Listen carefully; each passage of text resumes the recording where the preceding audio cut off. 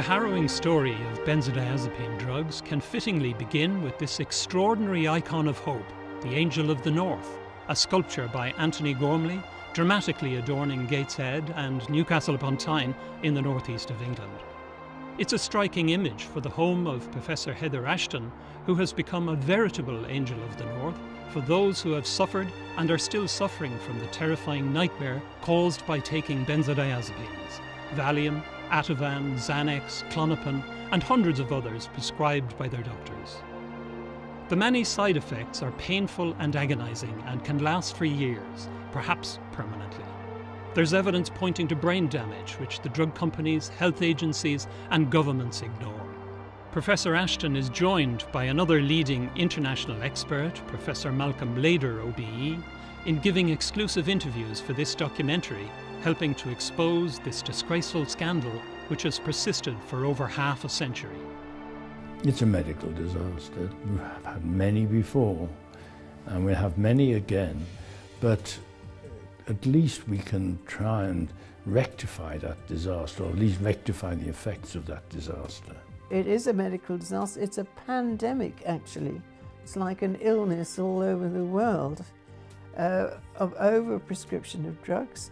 And the reason is partly because doctors don't think what they're prescribing, number one. Number two, pushing by the drug companies. Number two, and number three, not enough research. At the present moment, we have this large group. We've got to try and set up facilities to help them come off the medication if they should want. We need to develop alternative methods of treatment which don't expose people to pharmacological dangers, and we need to compensate them if we've made a mistake. In Newcastle, Professor Ashton set up a clinic for benzodiazepine victims. The drugs are anxiolytic and hypnotic, relieving acute anxiety and insomnia. But disastrously, the actual use has been extended by doctors, used as a muscle relaxant and for pains, sports injuries, normal life stresses like bereavement, tinnitus, and in my case it was for Meniere's disease, an inner ear problem. Despite overwhelming evidence of dangers, doctors, health authorities and governments have failed to protect citizens from this crime against humanity. Unbelievably, after more than 50 years, new victims worldwide every year are being led by their doctors into this vortex of pain and suffering, completely avoidable if prescribing is sharply curtailed by law, and patients, by law, are clearly and strongly warned of the dangers. This was a real, and still is, a real tragedy. As I say, people lose their jobs, their income, their relationships, their marriages. What we need, I think, is a wake-up call where we find people who are showing signs of brain damage, even if it's just functionally to start with, and that this would act as a catalyst. Drug companies now do list a lot of side effects, but what they don't tell you is that for a significant number of benzodiazepine sufferers, potentially millions worldwide over half a century, the symptoms, particularly the physical and painful, do not go away and can be crippling for years. In some cases, I think you suggested it was 10 to 15% of those suffering from withdrawal symptoms. They have protracted withdrawal symptoms. The symptoms go on for longer than a year, and sometimes for years, and possibly even permanently. Yes, that's only an estimate though. There were some who didn't seem to recover fully, but most of them lost their anxiety. But there were people who still had muscle pains, muscle spasms, mostly physical things actually, but they'd lost their anxiety and depression and nightmares and all those. The mental systems went, but the physical symptoms tended to be long-term.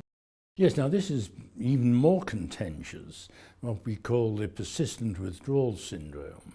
And we described that, and so did Heather Ashton, many years ago, and we were concerned about this. Now, I laid down quite firm criteria. I said that this would have to be a condition in which somebody stopped the medication, developed a withdrawal syndrome of the symptoms I've just mentioned, but those symptoms persisted.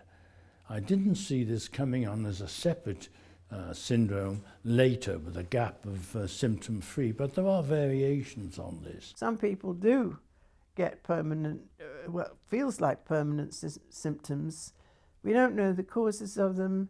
Nobody's ever looked at them. So we just need to do some research on that, but we haven't.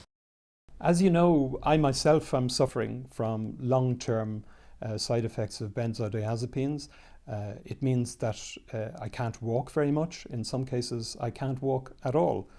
I'm suffering from electric currents running through my body, also electric shocks. Is that common? Have you come across those kind of symptoms in your work? Well, yes, I have, certainly, and those ones do seem to be protracted. And the interesting thing is, in this age where everybody's having antidepressants now, SSRIs like Prozac, they can produce similar symptoms, including this electricity feeling. And one wonders that if we ever get rid of benzos, whether another lot of drugs won't take over and be just as bad. Certainly some of the short-acting Prozac-like drugs are. And yes, I've had patients with sort of explosive headaches, as if there's an electric current running up and boom, like a thunderclap in the brain, yes. There were also cases presenting, weren't there, of people whose symptoms didn't go away. They suffer a withdrawal syndrome, and the symptoms can be prolonged, go on for a year, and possibly even permanently. Yes, I still get emails quite frequently from people from all over the world saying that they have been withdrawn from their tranquilizer or their sleeping tablet, from their Valium, their Ativan, their Clomipene, whatever, and they developed symptoms, and those symptoms have persisted. They're usually a little less, but they may not have gone away after several years. In Britain alone, it's estimated that up to 1.5 million people are on long-term prescription of benzodiazepines. Many are probably frightened to stop because of the appalling side effects, and even while taking the drugs, they can suffer withdrawal illness from tolerance. An important study recently shows that long-term users have a 50% increased risk of Alzheimer's. The serious long-term harm caused by benzodiazepines is compared to the infamous thalidomide scandal.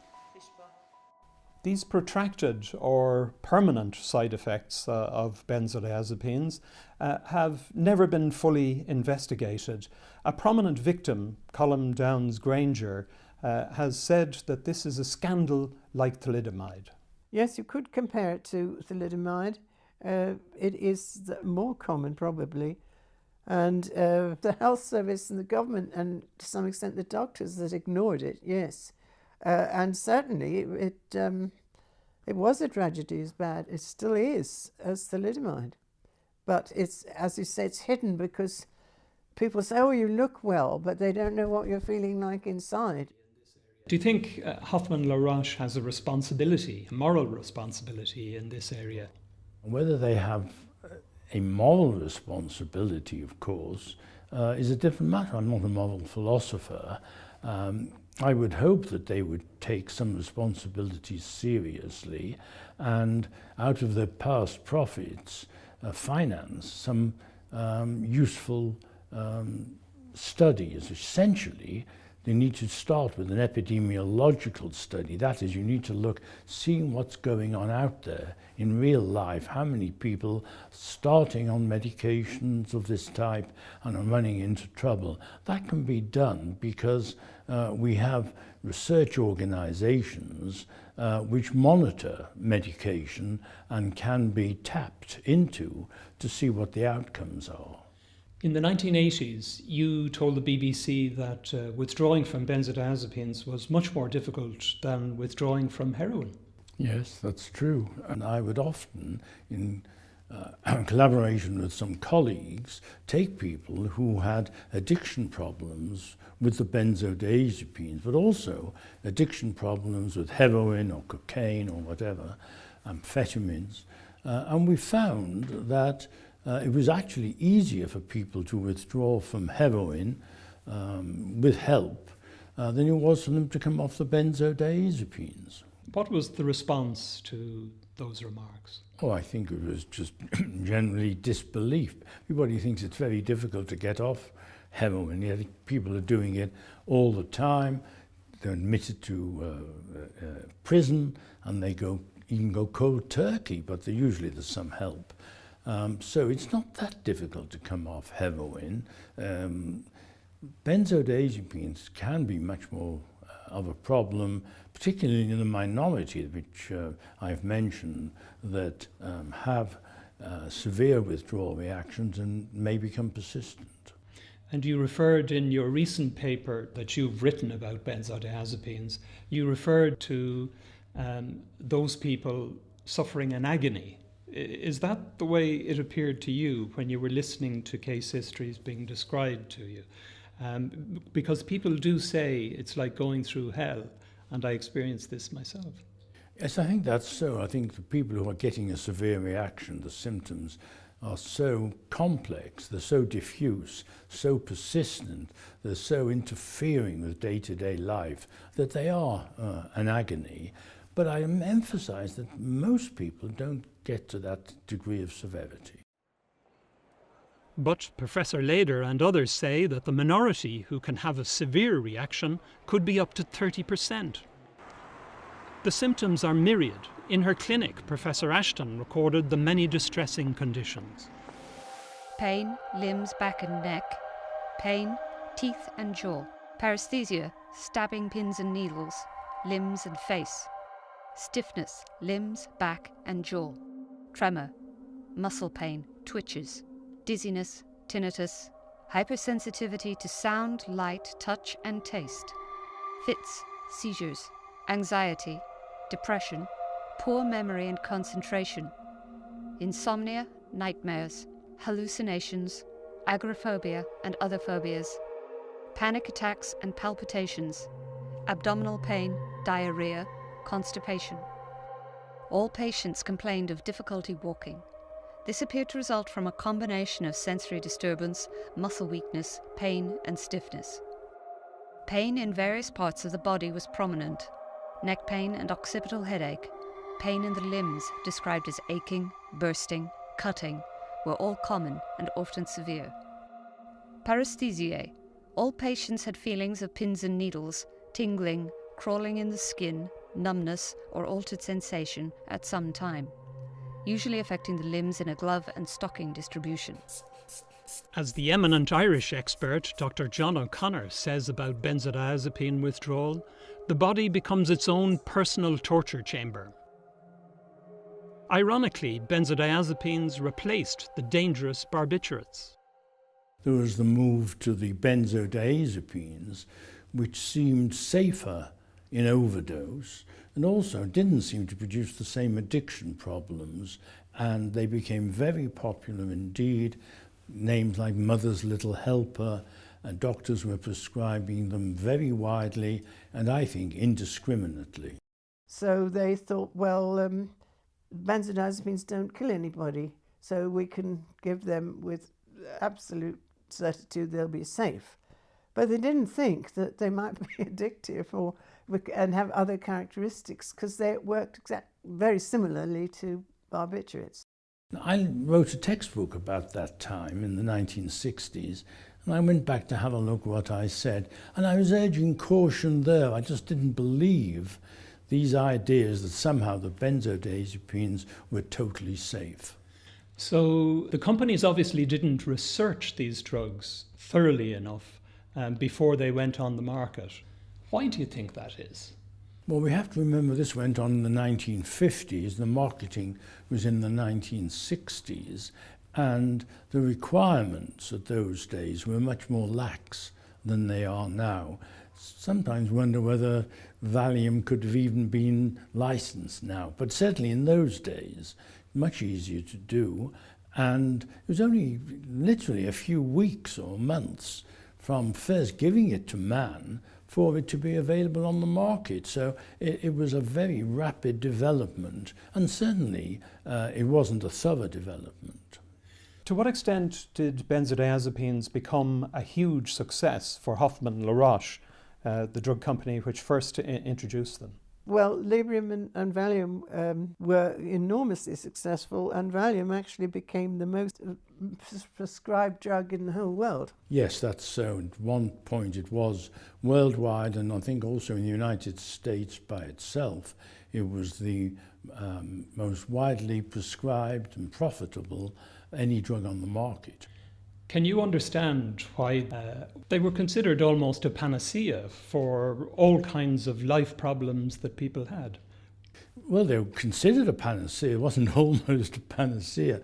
They were considered a panacea. And if you look at the adverts at the time, the pharmaceutical companies were advocating their use in any sort of situation. And we have this phrase, the worried well.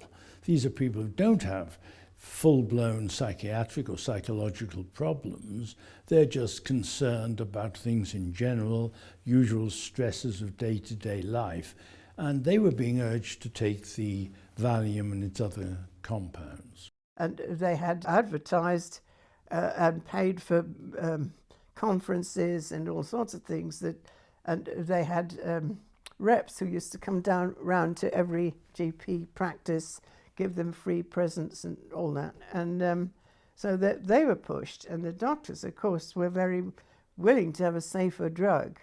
And they just didn't think what it might be doing, although it seemed to me it was perfectly obvious. Can you describe in simple terms what is happening in our brains with these psychoactive drugs? Well, the benzodiazepines enhance the actions of an important neurotransmitter, that's a chemical in the brain that normally has an inhibitory or calming effect.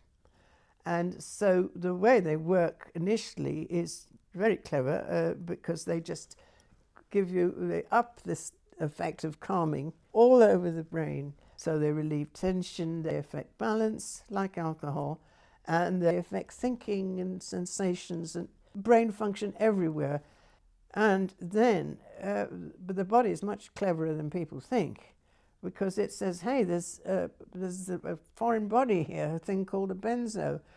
I'm going to adapt to it. And so they downregulate these receptors. And in the end, the drug doesn't work anymore because they've stopped this enhancement. And so the patient starts to get withdrawal symptoms, saying, hey, I need some more of that stuff. So very often the dose has to be escalated to get the same effect. And if it isn't, people get what are withdrawal symptoms, even though they're on the same dose. Is that common? Have you come across those suffering from withdrawal symptoms? And of course, if you are suffering withdrawal symptoms before you have stopped taking benzodiazepines, and then you want to stop taking benzodiazepines so that you can recover, you're obviously going to go through a really horrible time. Yeah. Torrid time while you're getting there, stopping taking benzodiazepines. Well, it gets worse unless you do it very, very gradually. And this again, what they go to detoxes. They've got lots of detox places in America. They take you off quickly. Well, that's hopeless because it doesn't give you time to get the equilibrium to swing back. You can't do that quickly. So we shouldn't be interfering with this evolutionary process in the brain. We do so at our peril. I think so, yes, I'm sure. So it's taken millions of years to get such a good organ, a good instrument as we've got in our heads. And if we mess it up, it's just stupid, really. After over 50 years, benzodiazepines are still prescribed carelessly, negligently, and inappropriately. Roche discovered and launched the first, Librium, in 1960, and then ignored a grim warning about its dangers 2 years before selling Valium. Professor Leder takes up the story of the man who discovered benzodiazepines. A man called Leo Sternbach, who was Polish, and in the 1930s he was working for Roche and was synthesizing various compounds and examining them for effect on the body and the brain. He didn't find a great deal, so he stopped working on them. And then when the Nazis came into power, Roche were taking their Jewish staff, and Leo Sternbach was Jewish, out of Europe and relocating them in the United States. So Leo Sternbach went to the United States, and looking for something to do, he picked up these compounds again and tried various substitutions in them. They're quite complex. And then eventually discovered a compound which he called metamino-diazepoxide, a long name which then changed to chlordiazepoxide, and we know it better as Librium.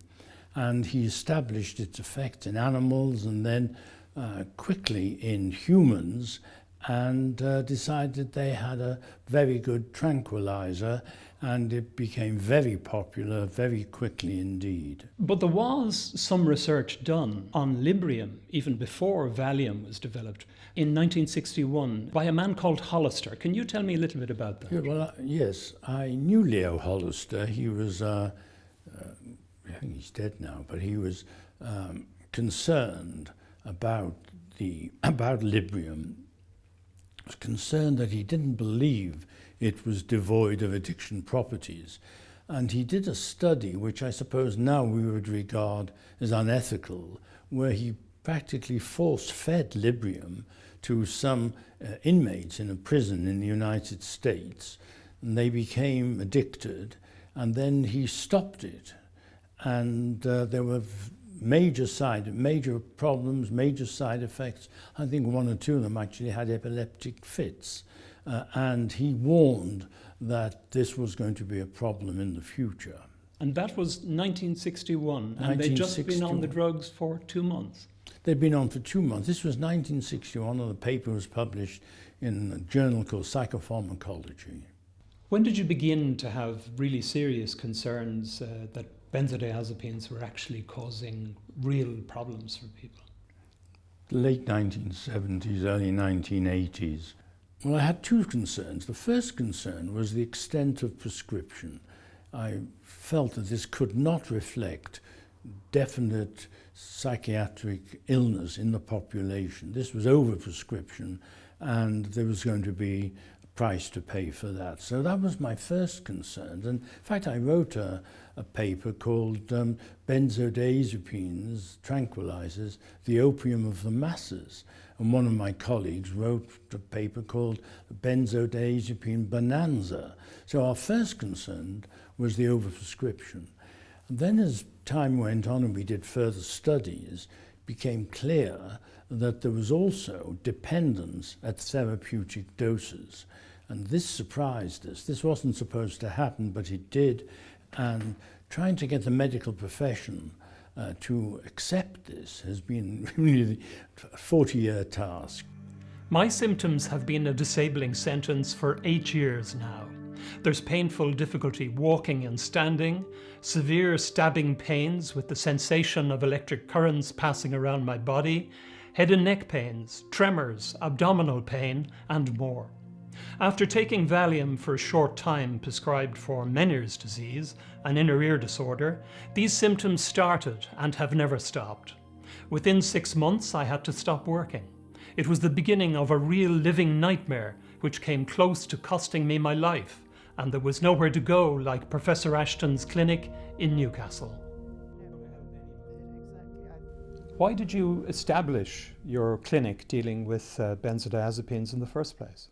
People taking the benzodiazepines, many of them by that time had taken it long term, years and years. I mean, I've seen people who've been on it for 20 years or more, and they realized that after a while the drugs didn't work anymore. And not only that, they were getting iller. And the patients that were referred to me were referred by the doctor because they said, look, there's something wrong with these drugs. I'm getting worse instead of better. We were interested in the effects long-term of benzodiazepines, and also we were running a clinic here for people, and we were getting increasing number of referrals for people who said they could not come off the benzodiazepines because of a variety of symptoms. We discussed this and assumed that they had pushed the dose up. They hadn't.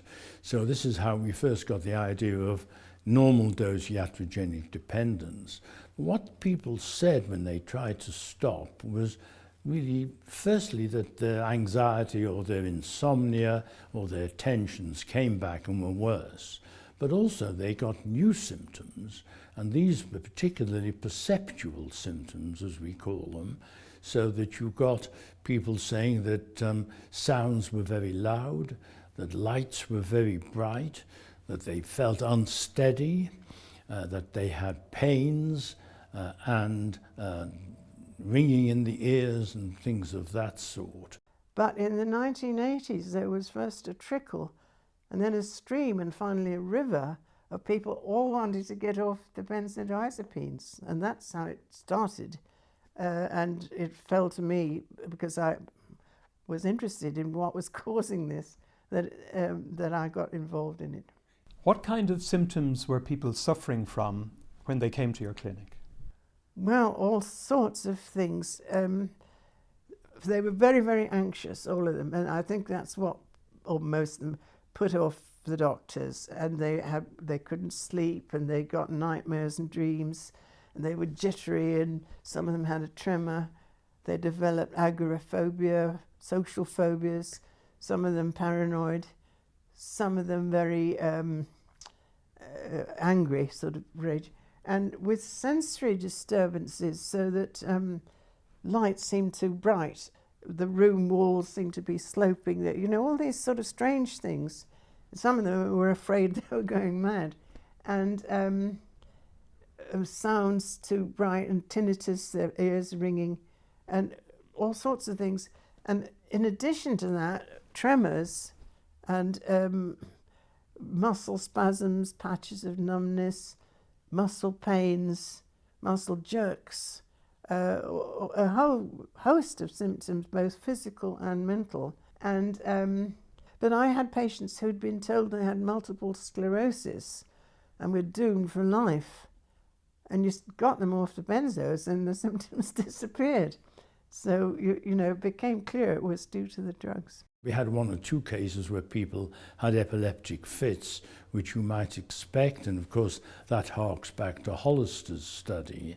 But by and large, it was just this terrible hypersensitivity, and also a general feeling of being very unwell, not functioning properly. If you stop benzos suddenly, you get fits and it can kill you, incidentally. So that's why you have to withdraw slowly. Some of these symptoms were really terrifying for the people suffering them.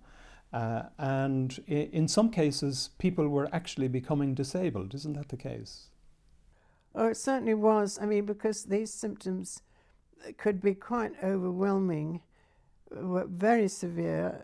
There were even suicides. People got very depressed, and led to the breakup of families, marriages, you became impossible to work.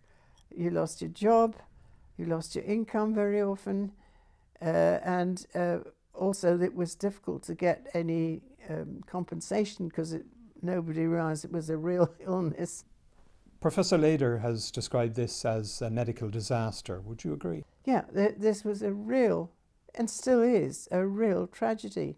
But just to be clear on the issue, you say that at the same time, not very many facilities were being provided around the country to look after these people. And these people were measured in hundreds of thousands, millions? Well, we think from the GP studies, at least millions in the country. And so the patients themselves usually started setting up their own support groups. And it was they, and still is, support groups who get more people off and give them more support. than any doctor, because there are no NHS clinics now.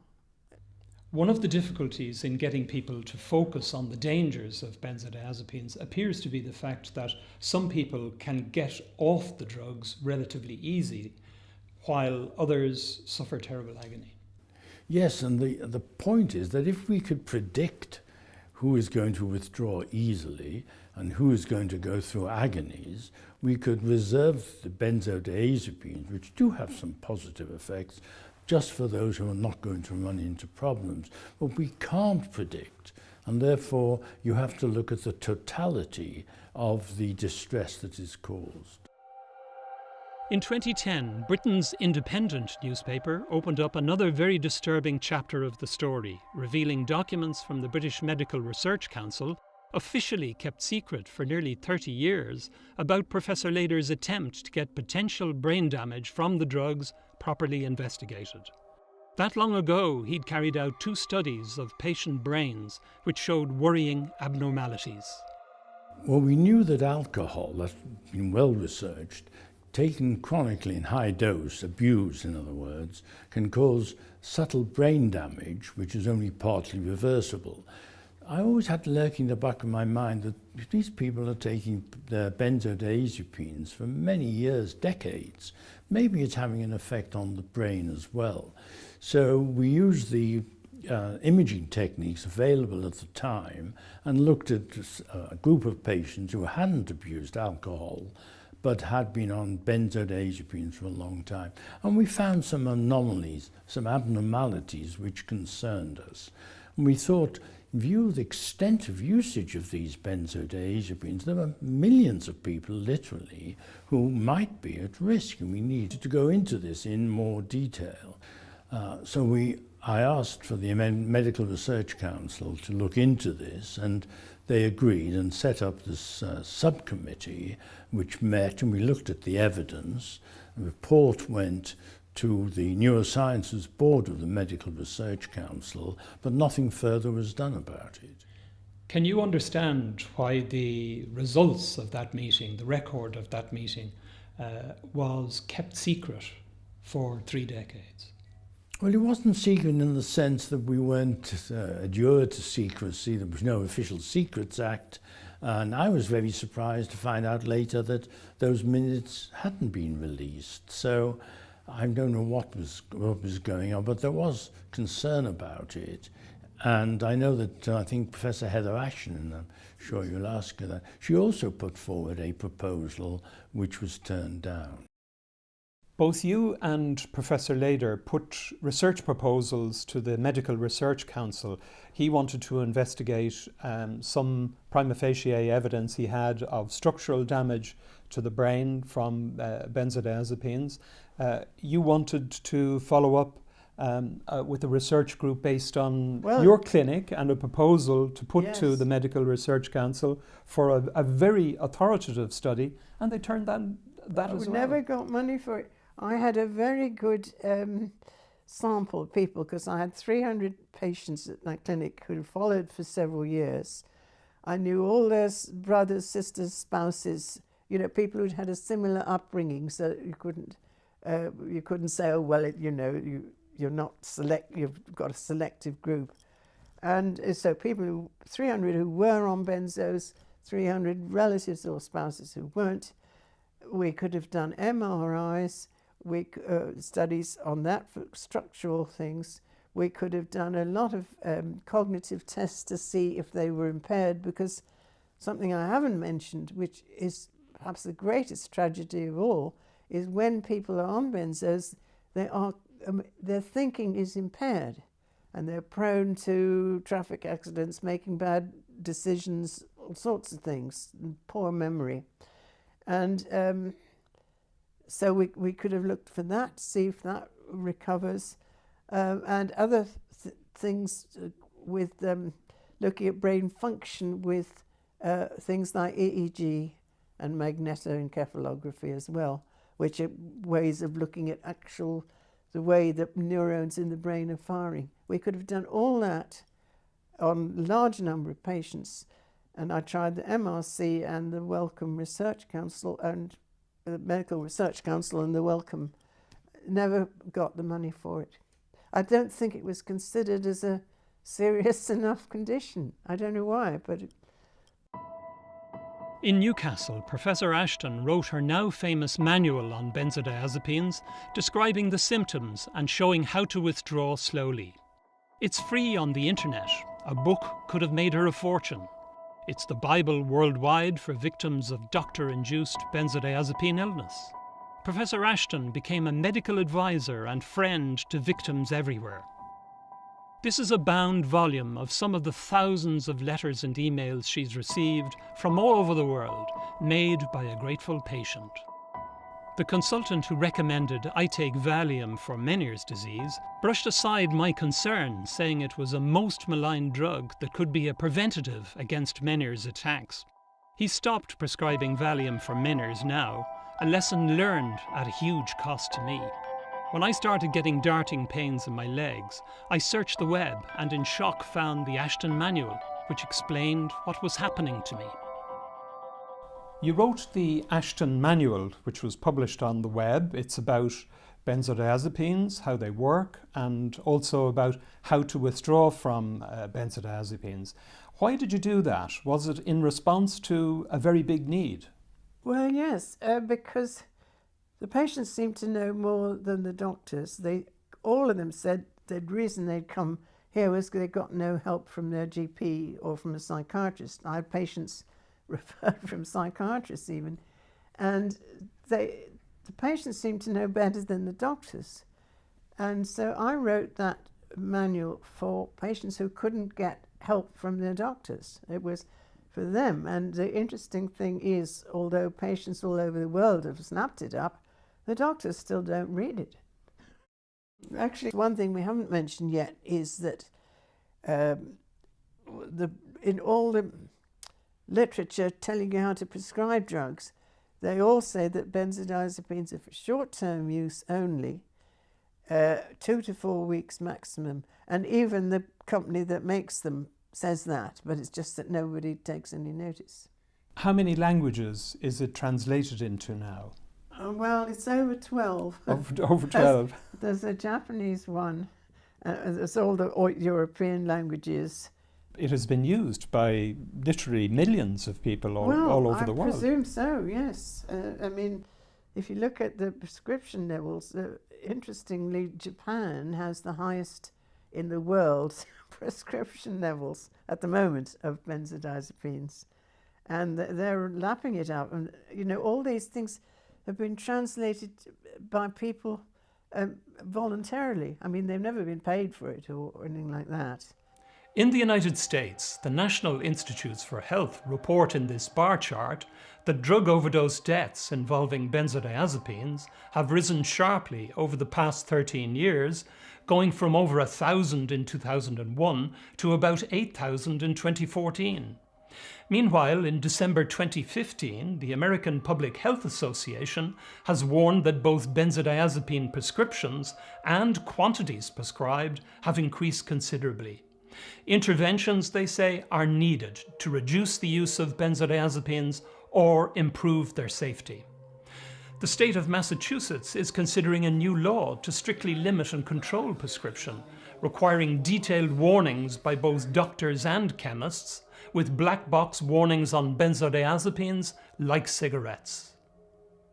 Suicides have taken place Yes. with people suffering withdrawal symptoms maybe while they're still taking the Yes. drug, or alternatively going through this terrifying period where they're reducing and stopping. Is that common? Have you come across those kind of suicides? It is very disturbing, and there have been suicides. You think, can't cope with this anymore. I suppose suicide is a possible outcome, and I think it's more of it is maybe hidden because people don't try and come off the medication, don't come off the tranquilizers. They think it's helping them, and they go on, and in fact they go to the grave with a bottle of tablets beside them. I think it's that's where the hidden amount is. It's you don't know that you've got problems until you try and stop. Also, that they cause depression. You know, what with pain and depression and anxiety and the whole lot, what is there to live for? Your marriage is broken down. I mean, it's not very high, but there have, and I don't think anybody's counted it either, but there have been suicides, usually in withdrawal, but sometimes when you're still taking them. But the numbers might be bigger than people think, because these would be hidden as well. It's quite possible that they wouldn't be reported as suicides. Well, benzodiazepines are implicated in the big suicide studies. Most people, if they're going to commit suicide, they take a big drink, they take an antidepressant, they take a benzo, they take a whole lot. And the one thing about benzos that made them so safe was that they didn't stop your breathing, they didn't depress respiration, like barbiturates do. But if you mix them with other drugs, painkillers, painkillers or antidepressants or other drugs that depress respiration, the additive effect can kill you. So whether they cause it or not, we don't know. But you can be suicidal just on a benzodiazepine alone. Cruel reality intervened in April 2016 when 49-year-old building conservationist Paul Rayner from Somerset took his own life 10 months into a painful withdrawal after stopping the benzodiazepine clonazepam, also known as Klonopin. Paul had to give up his job, which he loved. Here he's working on Truro Cathedral. Paul's side effects were shocking. His former partner and close friend, Brooke Fenton Hale, describes how he lost his sharp mental skills and felt his brain crashing against his skull, shaking and vibrating every day. He had pains and vibrations in his legs and body. He suffered tinnitus and nightmares. In the shower, the water hit his skin like needles. He spent days lying on a bed or a sofa, a far cry from the happy young man with his first daughter, Alice. He couldn't earn a living, and he couldn't take the physical or mental pain any longer. His mother, Janet Rayner, a former nurse, is very angry about what legal medications did to her son. National Health Service figures for drug poisonings in England in 2014 show that benzodiazepines far exceed illegal drugs. There were 15,385 benzodiazepine cases compared to 2,450 for heroin, 2,306 for cocaine, and 739 for cannabis. Where death is involved, heroin and morphine top the figures in England and Wales combined, but benzodiazepines are in third place. The 372 deaths in 2014 were an 8% annual increase and the highest benzodiazepine mortality rate since records began in 1993. Diazepam, the generic drug in Valium, was used in 258 cases, the highest number on record according to the National Statistical Bulletin. Other drugs were usually involved as well, as Professor Ashton said. So, with such dangerous drugs being widely prescribed, is there a moral responsibility for the drug companies to properly research this disaster? Well, drug companies are a business, and when many medical students do actually go into drug companies, they've got far more facilities and things, and we always used to say, oh, you're going to sell your soul.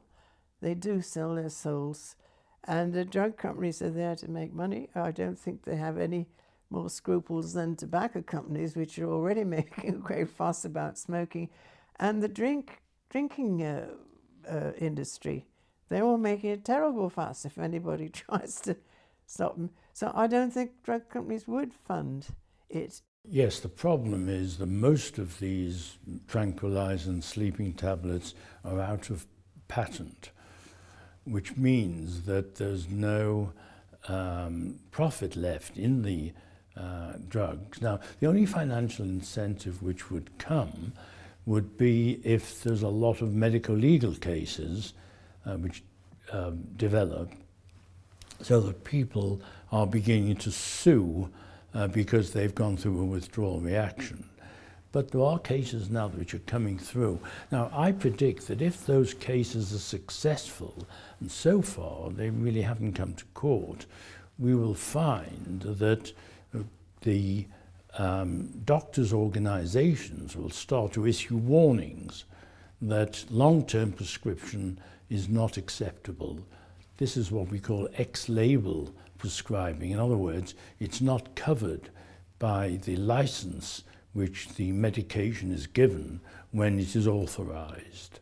So I think that might be a development, that there will be a tightening up, but it will be imposed on the medical profession by the legal profession. Lawyers are looking for personal injury cases, and if they can tap into this, get a few cases in which the judge is on the claimant's side, that is the patient's side, you could open floodgates of everybody who's been on medication beyond the licensed month or whatever, threatening to sue their general practitioners. And that again, I think, or the National Health Service, of course, that again, I think would be a major development. But I don't see many signs of that. There's starting to be cracks in the dam, but they're not large yet. But they are suing successfully. In 2015, Luke Montague, heir to Lord Sandwich, got £1.3 million sterling in damages and costs in a benzodiazepine case. There was inappropriate rapid withdrawal and misprescribing of the benzodiazepine clonazepam, causing him many painful symptoms and costing him his job. He's now a campaigner on the issue of prescribed drug dependence and a founder of the Council for Evidence-Based Psychiatry. His traumatic story was reported by the Sunday Times. His lawyer, Caroline Moore, a director of UK legal firm Medical Solicitors, has secured damages for many such clients, depending on the severity of the benzodiazepine harm and income losses. You want to see proper research done into the possibility of brain damage after the evidence that you compiled in the early 1980s. Is it going to be possible to do that kind of research now with techniques that will make it clear whether or not this is true? Well, they'd be much better than the rather crude techniques we used many years ago when, we just had these brain imaging techniques being available. But this kind of research, you feel, should be done. If it's not going to be done by the drug companies, should it be done by the government? Well, I think it should, but we fought this battle years ago, and I think there are other people who could look at this. What we need, I think, is a wake-up call where we find people who are showing signs of brain damage, even if it's just functionally to start with, and that this would act as a catalyst to persuade the research organizations, the government research organizations, to provide the appropriate money. Can we look now at the possibility of long-term brain damage caused by benzodiazepines? In your view, is this possible? And if it is possible, are there ways and techniques available now today, research techniques, which could prove or disprove this? Yes, one could certainly these days with modern techniques. People have told me you could easily tell in animals whether the receptors of benzodiazepines change if you feed them benzos for a long time, and whether it comes back. So some don't come back to normal, so your nervous system can't function as normal. So you say that there are these research techniques now which would be very good at illustrating if there's a change, long-term changes in the functions of brains as a result of taking them now. We could. In a recent medical article that you've written about benzodiazepines, you've said this problem has persisted for 50 years, but has been largely ignored by doctors, by consultants, by official bodies. That's a pretty damning statement, isn't it? Why do you think that is? I don't know. Why would the minutes of that MRC subcommittee embargoed. I can see no scientific reason for it. So I'm not going into a sort of conspiracy theory, but it's very difficult to avoid wondering what is actually going on here. But you also said to the Sunday Independent that you regretted that you didn't push the issue more actively. Yes, I do regret it. I mean, I felt perhaps I should have done, but there are times when it's rather nice to stop banging your head against the wall. A penetrating light has been shone on the darkness hiding the benzodiazepine disaster by Professor Ashton and Professor Leder. Ironically, those who voluntarily take illegal drugs get substantial medical resources from our societies, while victims of doctor-induced illness from prescribed drugs often get little informed state help. The legal pharma industry can and has done much good, making drugs that save lives and alleviate illness. But there's no excuse for the scandalous neglect of this pandemic of life-destroying pain and suffering benzodiazepines have caused and continue to cause today. There's no excuse now either for the ignorance or negligence of the medical profession, who often wrongly prescribe them. Governments and health authorities have shamefully failed their societies, pandering to big pharma because of their economic muscle. Academic researchers too must recognise they have a social responsibility to investigate this disaster. It's long past time that these actors faced up to the truth about these drugs and started doing something about it.